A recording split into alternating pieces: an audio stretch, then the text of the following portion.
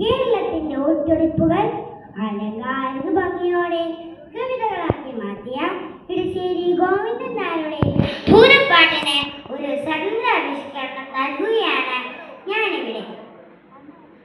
ശശി ഒരു കഥ പറഞ്ഞു തരാം, കേട്ടില്ലേ തുടികൊട്ടും ചിരങ്കൊച്ചൊക്കെ.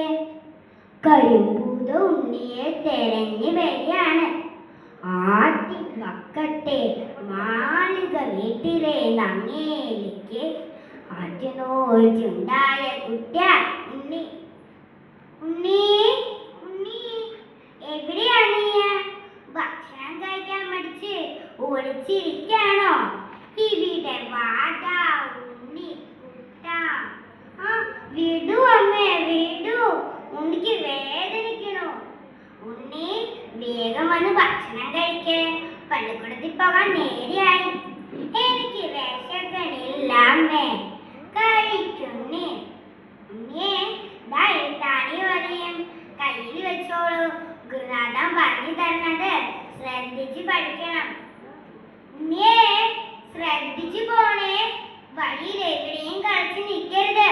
പള്ളിക്കൂടം വിട്ടാൽ വേഗം തിരിച്ചു വരണം. എന്റെ മച്ചകത്തമ്മേ, എന്റെ ഉണ്ണീനെ കാത്തോളണേ.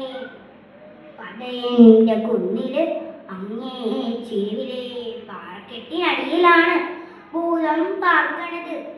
പാടം കടന്ന് കുന്നിൻ ചെരുവിലൂടെ വരണ ഉണ്ണീനെ ഭൂതം ദൂരെ നിന്നേ കണ്ടു.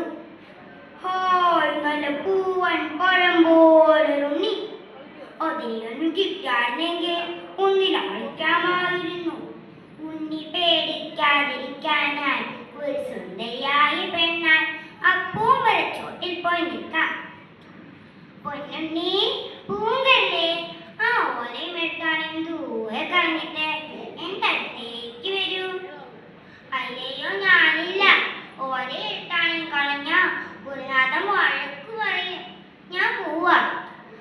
ഉണ്ണി, നമുക്ക് ഈ പൂമരത്തിന്റെ ചുവട്ടിലിരുന്ന മാവിന്റെ തളിരിൽ മുല്ലപ്പൂമൊട്ട് കണ്ടി എഴുതി പഠിക്കാം. എന്ത് രസാക്കിയത്!